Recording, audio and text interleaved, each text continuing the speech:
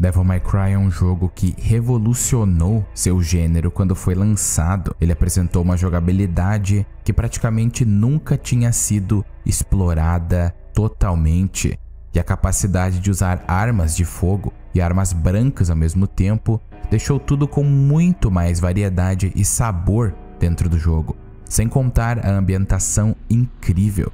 Então hoje vamos mergulhar dentro do universo do primeiro jogo, e aquele que começou tudo na franquia Devil May Cry, e analisar se ele ainda é um jogo bom, assim como alguns aspectos sobre seu desenvolvimento.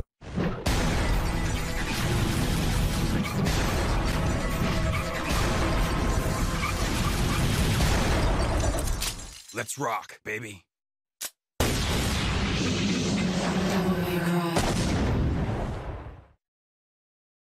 Devil May Cry começou como a primeira encarnação de Resident Evil 4, e o jogo seria dirigido por Hideki Kamiya, depois que o produtor Shinji Mikami pediu que ele criasse uma nova entrada na série Resident Evil. Por volta da virada do milênio, o escritor regular da série, Noboru Sugimura, criou um cenário para o título, baseado na ideia inicial de Kamiya, que era fazer um jogo de ação e aventura muito estilizado.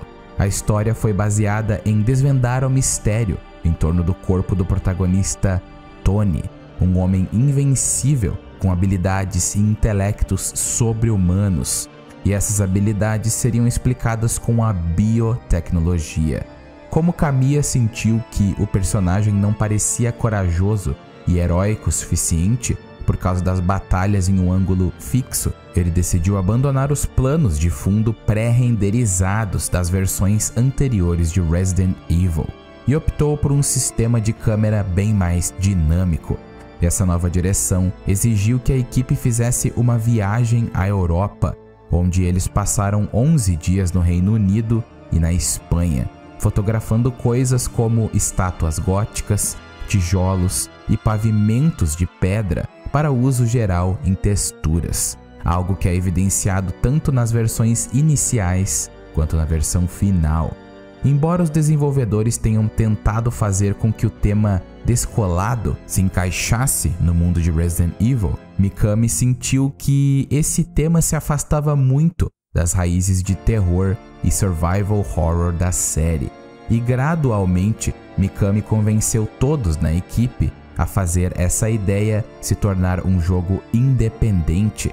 Kamiya eventualmente reescreveu toda a história para se passar em um mundo cheio de demônios, tornando a história muito parecida com um poema épico italiano, A Divina Comédia, de Dante Alighieri, e mudou o nome do herói de Tony para Dante. O personagem título da série de mangá Jibuichi Terasawa, conhecida como Cobra, serviu de base para a personalidade de Dante. Kamiya baseou sua ideia de Dante no que ele considerava como estiloso na época, e isso era usar um casaco comprido para deixar o personagem estiloso e não ser fumante, já que o próprio Kamiya via isso como legal. Dante veste vermelho porque no Japão essa é uma cor tradicional para representar figuras heróicas. Kamiya também afirmou que percebe Dante como um personagem com quem gostaria de sair para beber, alguém que não era um exibicionista, mas que puxaria alguma piada ridícula e travessa para agradar as pessoas em volta dele. Ele acrescentou que esse aspecto tinha a intenção de fazer o jogador parecer mais familiar ao público. O elenco de personagens permaneceu em grande parte idêntico aos do cenário de Sugimura, embora as aparições da mãe e o pai de Dante tenham sido cortadas da história, visto que o pai de Dante, ou Tony, na época, era ninguém menos que Lord Spencer, o fundador da Umbrella na época, e então ele foi alterado para o que conhecemos hoje como Sparda. E então, o novo título do jogo foi revelado como Devil May Cry, em novembro dos anos 2000. O jogo foi desenvolvido pela Team Little Devils, um grupo de funcionários da Capcom Production Studio 4, e alguns dos principais elementos da jogabilidade de Devil May Cry foram parcialmente inspirados por um bug encontrado em Onimusha Warlords. Durante um teste, Kamiya descobriu que os inimigos podiam ser mantidos no ar enquanto eles eram cortados repetidamente, o que levou à inclusão de malabarismos por tiros e golpes de espada em Devil May Cry. De acordo com o diretor, Devil May Cry foi projetado desde o início ao redor das acrobacias e habilidades de combate de Dante. A decisão foi tomada no final do processo de desenvolvimento para mudar o jogo para algo mais baseado em missões ao invés da estrutura mais aberta comparado aos jogos de Resident Evil. A dificuldade de Devil May Cry, de acordo com Kamiya, foi completamente proposital. E Kamiya diz que o jogo era um desafio para aqueles que só jogam jogos leves e casuais. A jogabilidade de Devil May Cry, como havia mencionado, é baseada em missões ou níveis e tem um combate muito livre se comparado a alguns jogos na época, onde o jogador luta contra vários inimigos, realiza tarefas de plataforma e ocasionalmente resolve quebra-cabeças bem simplórios para progredir na história.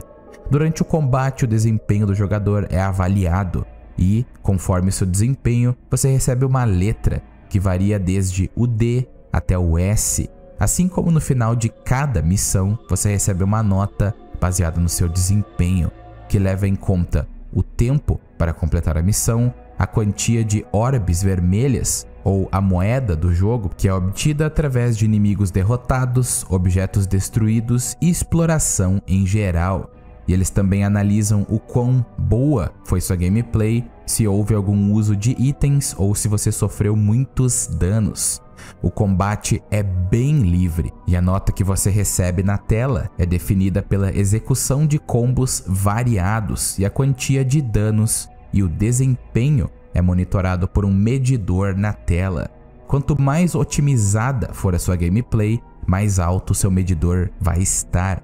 O medidor começa em D e progride até o S, ou Stylish, estiloso. O uso repetido dos mesmos movimentos faz com que o medidor pare de subir, o que incentivou muitos jogadores na época a explorar muito mais o arsenal de combos de Dante e usar todos os movimentos disponíveis. Os termos do medidor são semelhantes às notas dadas no final de cada missão.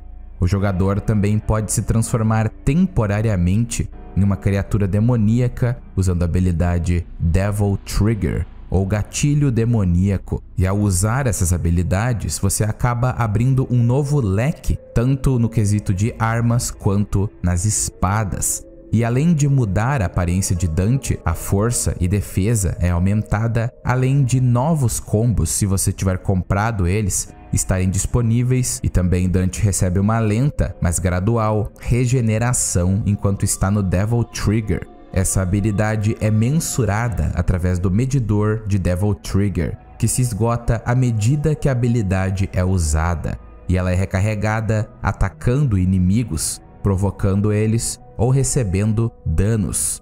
Devil May Cry, como eu disse, contém quebra-cabeças e outros desafios além da jogabilidade regular e combate, mas sinceramente eles não são nada de especial, especialmente comparados aos quebra-cabeças de Resident Evil.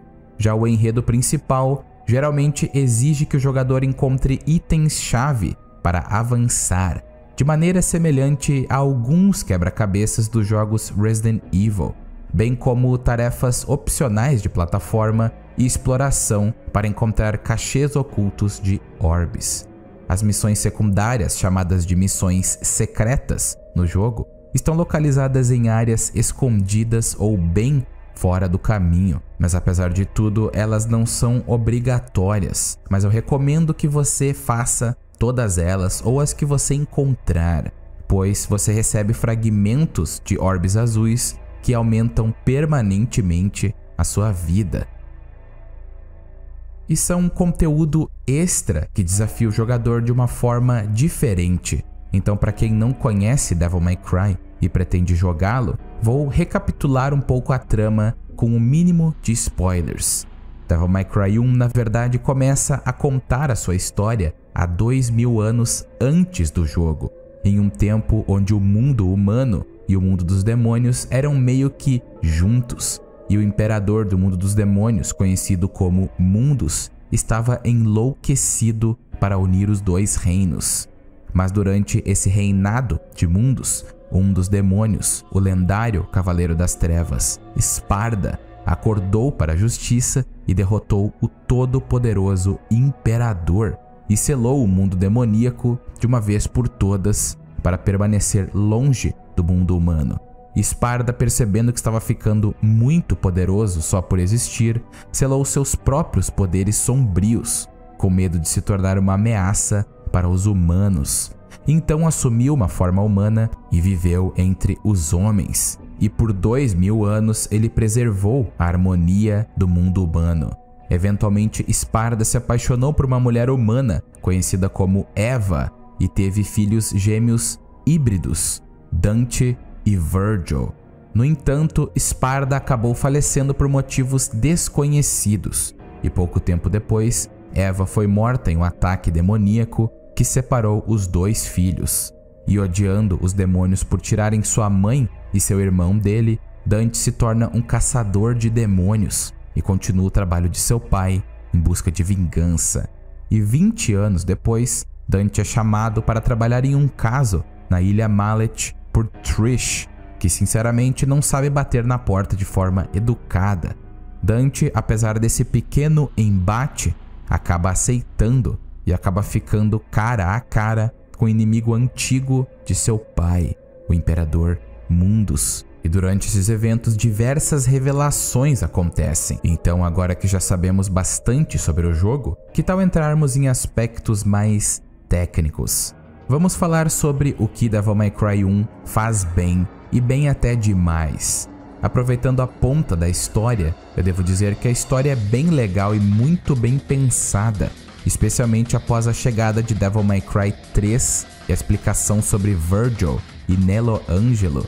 A trama de Devil May Cry 1, na minha opinião, é uma jornada pessoal de Dante, e a cada missão que passa, essa sensação de algo pessoal vai se tornando cada vez maior, visto que até mesmo alguns chefes constantemente comparam Dante ao seu pai Sparda.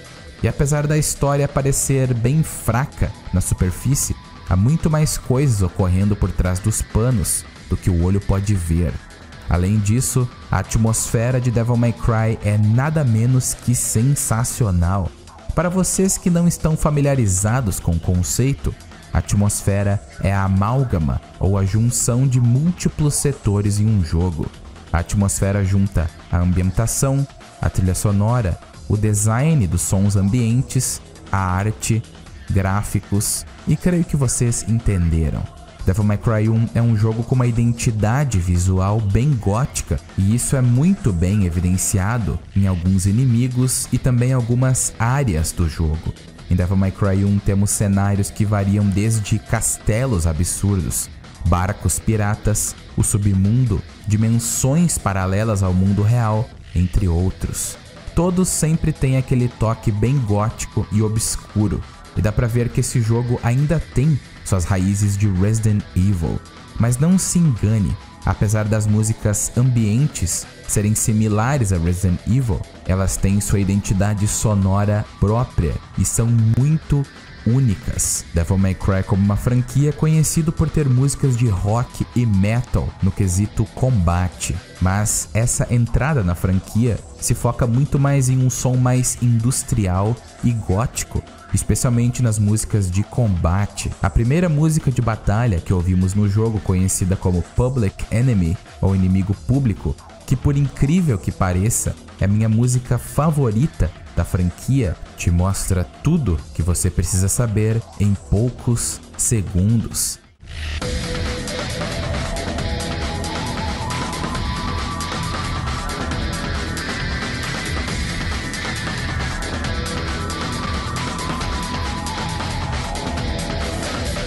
Você é um ser extremamente poderoso e está sendo caçado pelos inimigos dentro do castelo e as forças do submundo, mas elas não têm poder sobre você porque você é Dante, o filho de Sparda, um homem extremamente badass, e até mesmo as músicas dos chefes fazem um bom trabalho no quesito de balancear a ameaça com o quão badass Dante é.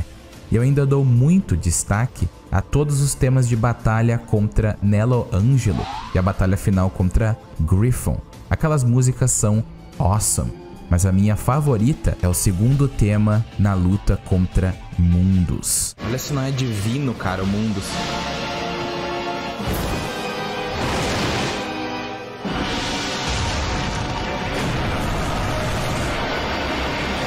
Além disso, os chefes, na minha opinião, são todos incríveis e têm um design muito único, além de oferecer desafios diversificados para o jogador.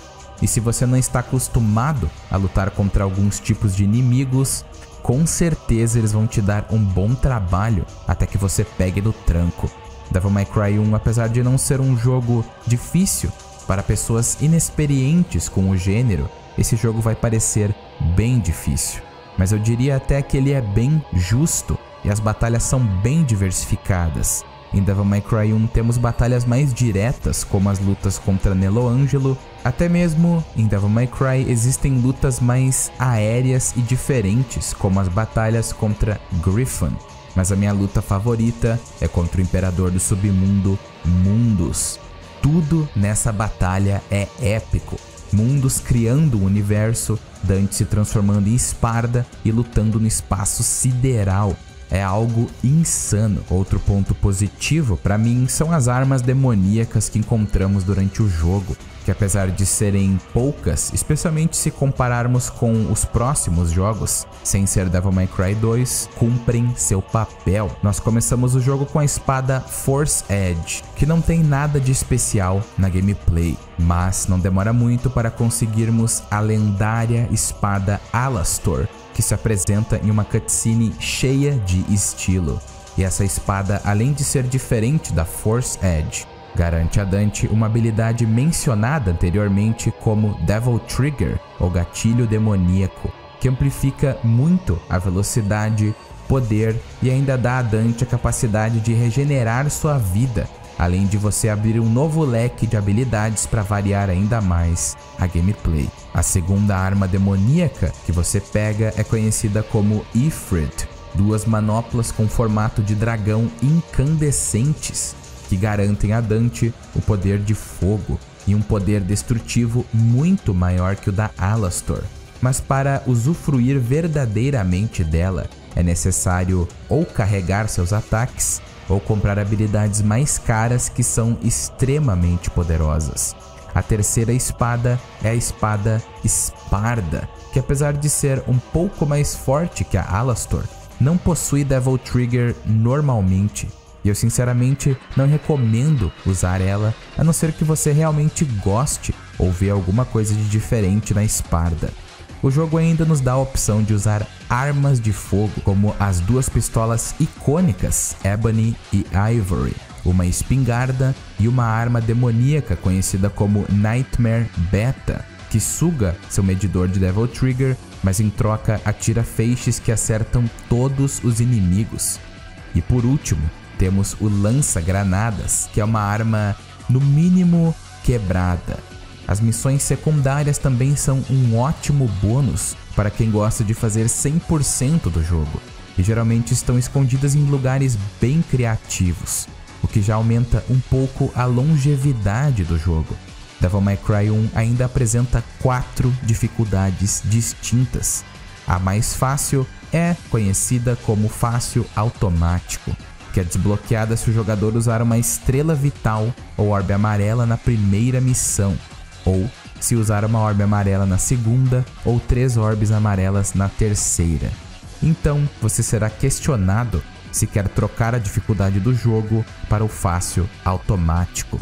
A dificuldade normal é a dificuldade padrão do jogo, já a dificuldade difícil é desbloqueada após o término da primeira jogatina, e nessa dificuldade os inimigos dão 2 vezes mais danos e as ondas de inimigos são trocadas para versões mais poderosas ou inimigos que aparecem mais no fim do jogo, no modo normal. E o Devil Trigger não é tão poderoso no quesito regeneração.